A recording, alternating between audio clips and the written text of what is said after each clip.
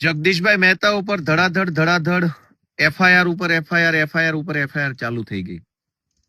એક બાજુ પટ્ટા વાળી હાલે છે, પટ્ટા ઉતારી લેવાની વાત છે, એક બાજુ પટ્ટા મારવાની વાત છે.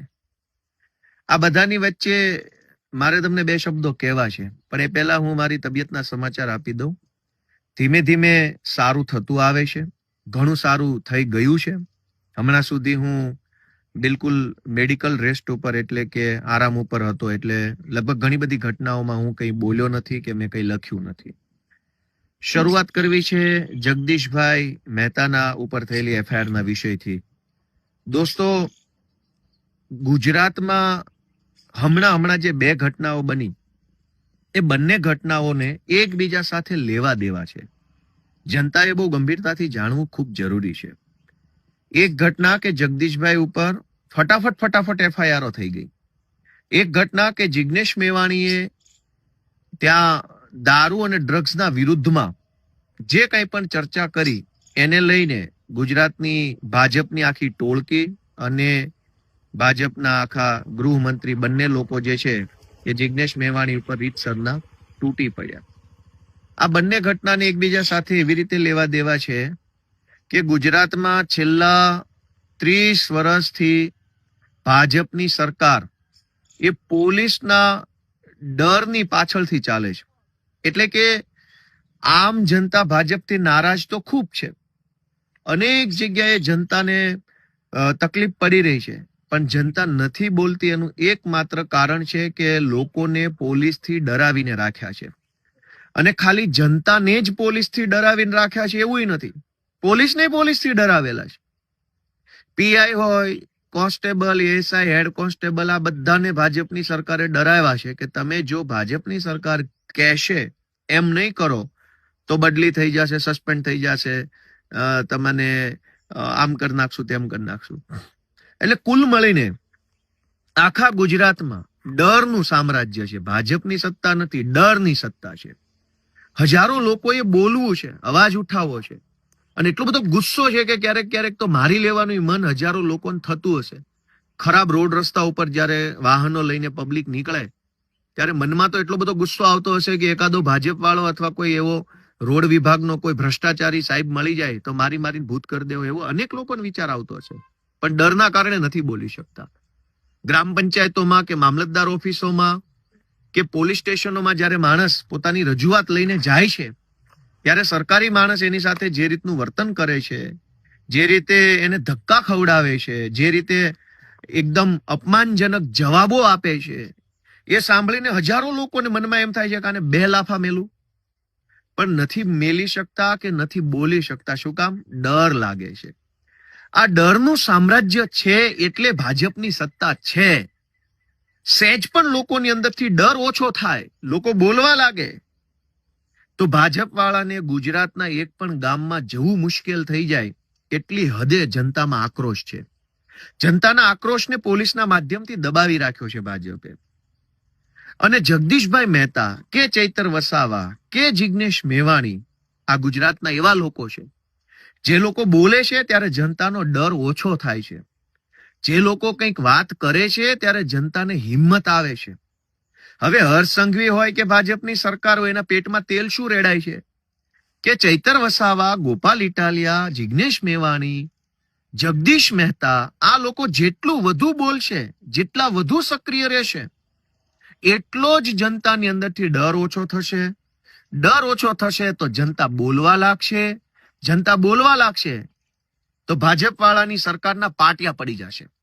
અને એટલે જનતામાંથી પોલીસનો અને સરકારનો ડર ઓછો ન થઈ જાય એની સતત ચિંતા ભાજપના નેતાઓ કરે છે. અને એટલે જ વાંધો એ વાતનો નથી કે જિગ્નેશ મેવાણી કઈ ભાષામાં કયા શબ્દોમાં બોલ્યા. ભાજપના લોકોએ તો કાંડ કરવામાં કઈ બાકી નથી રાખ્યું. માણસના શબ્દો કરતા પણ વધારે ખરાબ માણસનું વર્તન હોઈ શકે. અને ભાજપના અનેક લોકોએ બળાત્કારો કર્યા છે. આજ ગુજરાતમાં છાપે ચડી ચૂક્યા છે, એની ઉપર કોઈ કાર્યવાહી નથી થઈ. મુદ્દો એટલો જ છે કે જગદીશ મહેતા બોલે છે તો ગુજરાતભરના ખેડૂતો એને ધ્યાનથી સાંભળે છે. જગદીશ મહેતાને સાંભળે છે તો જનતાની અંદર હિંમત આવે છે. હિંમત આવે છે તો એ હિંમત ભરેલી જનતા પછી છાતી કાઢીને ભાજપના નેતાઓ સામે બોલવા લાગે છે. આ વાતથી હર્ષ સંઘવી અને આખી ભાજપની ટોળકીને વાંધો છે. જિગ્નેશ મેવાણી બોલે છે તો જનતા ધ્યાનથી સાંભળે છે તો જનતાને ડર ઉડી જાય છે, ચિંતા નીકળી જાય છે અને હિંમત આવી જાય છે કે અમારો પણ કોઈ આગેવાન છે. અને એ વાતથી ભાજપના નેતાઓને ચિંતા થાય છે કે જો લોકો ડરતા બંધ થઈ જશે તો. ચૈતર વસાવા બોલે છે તો ગુજરાતભરના લોકોમાં અને ખાસ કરીને આદિવાસી સમાજના યુવાનોમાંથી ડર ઓછો થાય છે અને બોલવા લાગે છે. એ વાતથી ભાજપને ચિંતા થાય છે. ગોપાલ ઇટાલિયા લડાઈ લડે છે, રાજુ કરપડા લડાઈ લડે છે, મનોજ સોરઠિયા લડાઈ લડે છે, તો લોકોના મનમાં રહેલો પોલીસનો ખોટો ડર કે ભાજપના નેતાઓનો ખોટો ડર ઓછો થાય છે અને જનતા બોલવા લાગે છે. હવે જનતા બોલતી થઈ જાય તો આ બાપ દાદાની પેઢીઓની જેમ જે ભાજપની સરકાર ચાલે છે, સરકાર ગાયબ થઈ જાય. એટલે ભાજપ સરકારમાં છે એનું એકમાત્ર કારણ છે ડર. આ ડર કોનો છે? સરકારનો અને પોલીસનો. હવે જિગ્નેશ મેવાણી કે જગદીશ મહેતા બોલે છે ત્યારે જનતાના મનમાંથી પોલીસનો ખોટો ડર ઓછો થઈ જાય છે. ડર ઓછો થઈ જાય તો માણસ ગમે ત્યાં બોલવા લાગે. મામલતદાર ઓફિસમાં જઈને કેમેરો કાઢશે, રોડ બનતો હોય, ભ્રષ્ટાચાર થતો હશે તો મોબાઈલ કાઢીને રેકોર્ડિંગ કરશે, ભાજપની સભામાં ઉભો થઈને 2 પ્રશ્ન પૂછી લેશે. જો હજારો જનતા આવું કરવા લાગે તો ભાજપના લોકો ક્યાંય મોઢું બતાવી શકે એમ નથી. એટલે જગદીશ મહેતા ઉપર FIR, ચૈતર વસાવા ઉપર FIR, ભવિષ્યમાં મારા ઉપર પણ FIR કે જિગ્નેશ મેવાણીને ટાર્ગેટ કરવા પાછળનું એકમાત્ર કારણ છે કે ભાજપની સરકાર જનતાના મનમાંથી ડર ઓછો થઈ જાય એ બાબત ઈચ્છતી નથી. પણ મારી બધા જ ગુજરાતના લોકોને 2 હાથ જોડીને વિનંતી છે, બોલાય એટલું બોલો, જેટલું બોલાય એટલું બોલો. સંવિધાનની મર્યાદામાં રહીને જે બોલાય તે બોલો. અપશબ્દની વ્યાખ્યામાં ન આવતું હોય, ગાળની વ્યાખ્યામાં ન આવતું હોય, એ બધું જ બોલો. કેમ નહીં બોલવાનું? ભાજપના લોકોએ તો કરોડો રૂપિયાનું બૂચ માર્યું છે, ભ્રષ્ટાચાર કર્યા છે, ગૌચરો દબાઈ દીધા, ડ્રગ્સ વેચે છે, દારૂ વેચે છે. એના કરતા તો શબ્દો વધારે સારા છે. ગુજરાતભરની જનતાને હું તો વિનંતી કરું છું, કેટલું ડરશો અને શું કામ ડરશો? ડરીને શું મળવાનું છે? બહુ ડરવાથી શું મળશે? ડરનો જાજુ ડરો તો જાજો ડર મળે. એક વખત કાળજી મજબૂત કરીને બોલો, જા થાય કરી લેજે, નથી ડરતો તારાથી, તો શું કરી લેશે સરકાર?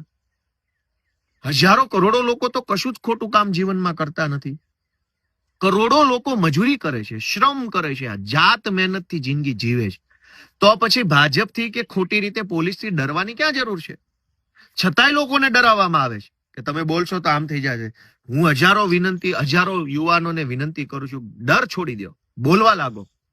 સરદાર પટેલ, પૂજ્ય ગાંધી બાપુ, ભગતસિંહ, આ બધા મહાપુરુષો જયારે આપણા દેશમાં હતા ત્યારે એમણે પણ આ જ કામ કરેલું. લોકોના મનમાંથી અંગ્રેજોનો ડર કાઢવાનું કામ કરેલું. કેમ કે અંગ્રેજો કરતા ભારત દેશના લોકોની સંખ્યા વધુ હતી. અંગ્રેજો તો કઈ 2-5 હજાર અંગ્રેજો નતા આખા ભારત દેશમાં. ભારત દેશની વસ્તી તો એ જમાનામાં 10-12 કરોડ લોકોની હતી. 10-12 કરોડ લોકો ઉપર 2-5 હજાર લોકોનું શાસન હતું. કોઈ અંગ્રેજો કઈ 5-10 લાખની સંખ્યામાં અંગ્રેજો નહોતા ભારતમાં. બહુ જૂજ સંખ્યામાં અંગ્રેજો હતા. પણ અંગ્રેજોએ ડર એવો ફેલાયો હતો કે તમે કંઈક કરશો તો અંગ્રેજ આમ કરી નાખશે, તમે કંઈક કરશો તો અંગ્રેજ આમ કરી નાખશે. આજ ગુજરાતની આમ જનતાની જનસંખ્યા 7 કરોડ છે અને અંગ્રેજોના સીધી લીટીના વારસદાર જેવા ભાજપના નેતાઓની સંખ્યા હશે 5,000. 5,000 નેતાઓથી 7 કરોડ લોકો ડરીને બેઠા છે.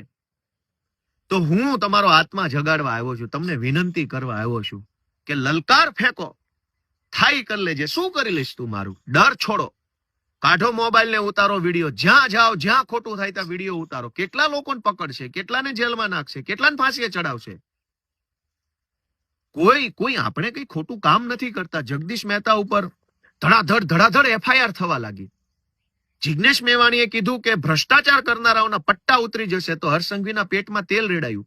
આ પટ્ટા અને જગદીશભાઈ મહેતા અને જિગ્નેશ મેવાણીની વાતમાં એક સમાનતા છે કે સામાન્ય માણસ, ગુંડાઓ, વ્યાજ માફિયાઓ વિરુદ્ધ FIR લખાવા જાય, દારૂની ફરિયાદ લખાવા જાય, કોઈ એક્સિડન્ટ થઈ ગયું એની ફરિયાદ લખાવા જાય, સામાન્ય માણસ પોલીસ સ્ટેશન જાય તો એની FIR લખવામાં નથી આવતી.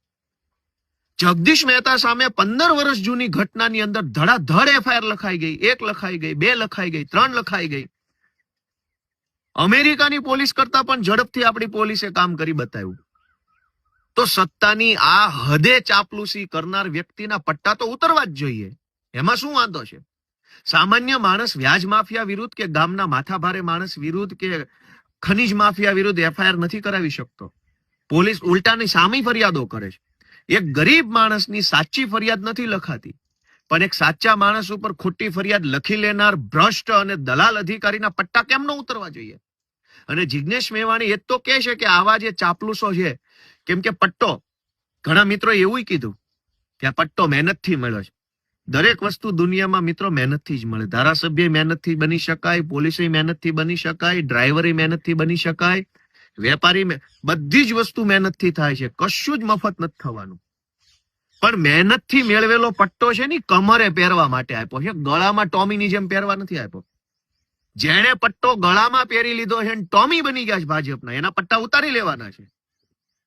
કમરનો પટ્ટો કમરે પહેરો, ટાઈટ ઉભા રહો, ટટ્ટાર ઉભા રહો, કરોડરજ્જુ ઉપર ઉભા રહો, છાતી કાઢીને ઉભા રહો, સિંઘમની જેમ કામ કરો તો સેલ્યુટ છે અમારી. પણ કમરના પટ્ટા કાઢીને ટોમીની જેમ ગળામાં પહેરી લીધા હોય ને પટ્ટા બીજો છેડો હરસંઘવીના હાથમાં આપ્યો હોય તો પટ્ટા ઉતરશે. એમાં કઈ ખોટું નથી. ગરીબ માણસ આજે દારૂડિયાઓની વિરુદ્ધમાં એફઆઈઆર નથી લખાવી શકતો, અને જગદીશ મહેતા ઉપર 1 એફઆઈઆર, 2 એફઆઈઆર, 5 એફઆઈઆર ફટાફટ.